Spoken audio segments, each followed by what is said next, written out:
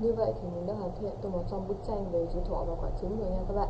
Các bạn thấy video của mình hay thì hãy ấn đăng ký kênh ủng hộ cho mình nha. Xin chào và hẹn mọi người ở những video tiếp theo của mình.